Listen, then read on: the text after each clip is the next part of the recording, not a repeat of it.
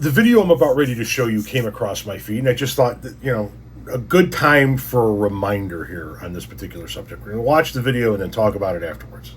Things I wish I knew before being named the executor of someone's estate. You are responsible for notifying everyone about this person passing. Debt collectors, any income sources, any bills, anything that they were signed up for that they were paying money for, you're going to have to not only notify them, but also provide them usually with a death certificate or some kind of paperwork showing that you are the executor of their estate and that they have passed. A dead person still has to file taxes, so if you don't already have their tax information or all the required documents, you're going to have to obtain those somehow, usually by contacting whoever filed their taxes the previous year before they died. Depending how the person handled their estate, probate will come into play.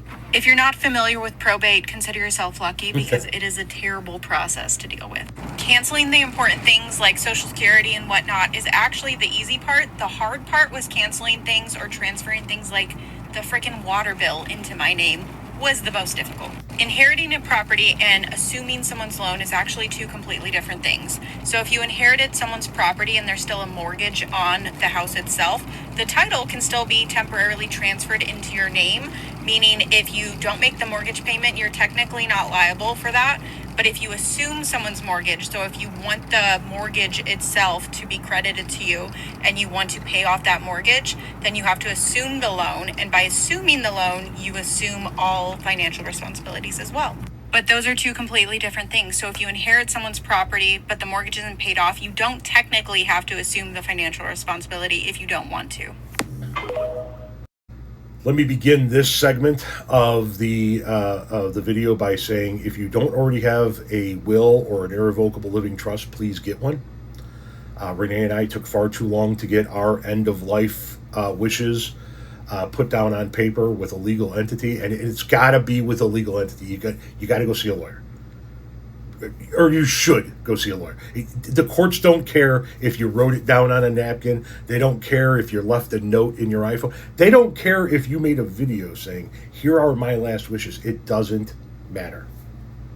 It's got to be done the right way. So if you haven't already done that, please do so.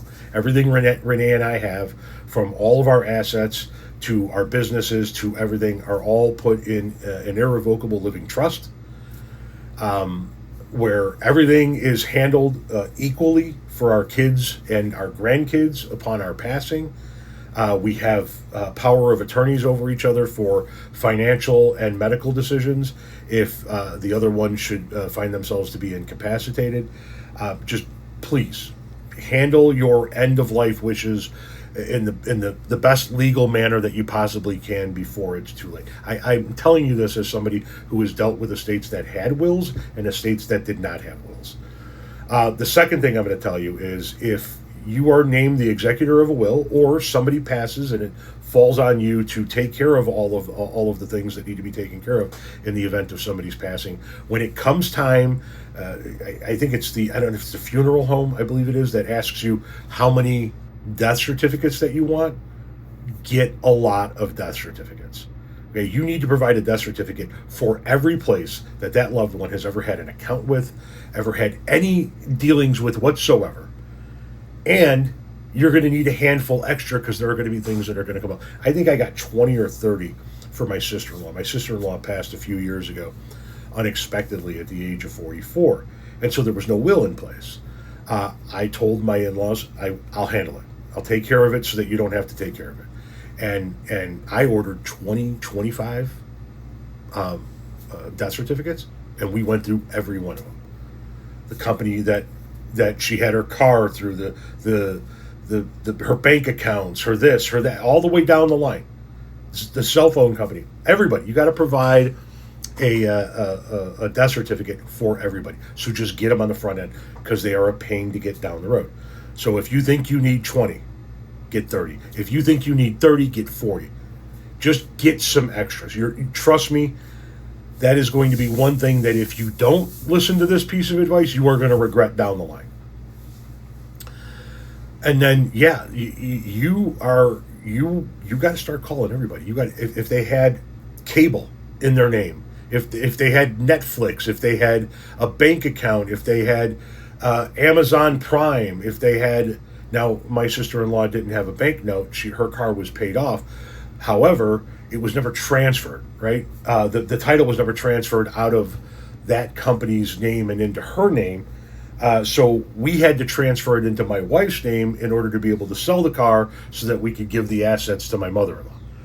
That was one of the biggest tasks I could possibly imagine out of that whole ordeal, trying to get the title moved into Renee's name. So be prepared to have to call everybody on the planet. Be prepared, because what we did was we had the mail from her forwarded to our house so that as stuff continued to come in, we could deal with it if it was something we didn't know about.